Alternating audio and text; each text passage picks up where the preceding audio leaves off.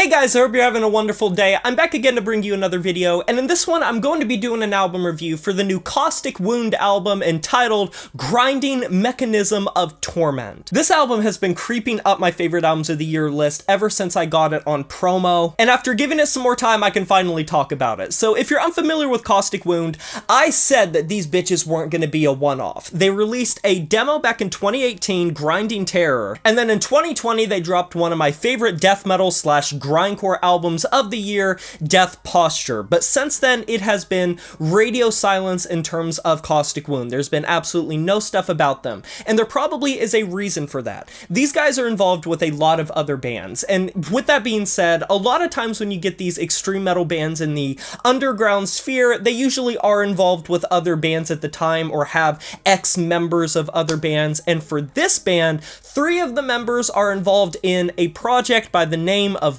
Mortiferum, which in terms of the OSDM revival, I've said many times, I think they are one of the crown jewels of the death, doomy, trudgy, murky breed of death metal that, you know, Vital Vinyl Vlog knows and loves. Shout out to Adam Schnellenbach, go subscribe to him. But what Caustic Wound did on Death Posture was bring together these ideas that came from the other bands these people were a part of, the death metal, the doom metal, and specifically the grindcore, into this cacophonous but very well balanced approach to death grind music. It was pretty quick in the grand scheme of things, it didn't overstay its welcome, and the production was grinding. Pun unintended. The bass work on this thing was through the roof. The vocalizations, while it did sometimes leave a little bit to be desired in terms of getting buried in the mix a little bit, overall the compositions were just heavy as all hell, but also very well put together and didn't just feel like wallpaper, and it left a very big imprint on me at the time, so I was really excited to see what they were going to do on another album. And out now on Profound Lore Records, we have this record, and my oh my, is it another amazing helping of this style. Even though these guys hail from Seattle, I feel like a lot of the sound here is very reminiscent of what you get from the underbelly of the New York death metal scene, if you're familiar with it. Just almost that power violency approach to death grind music that is so constant and frantic and erratic. I will say this thing feels a little bit more measured and well put together and assembled than their prior record, but I don't necessarily think that's a bad thing, because I do think the last album sometimes could veer off in a lot of directions at one time,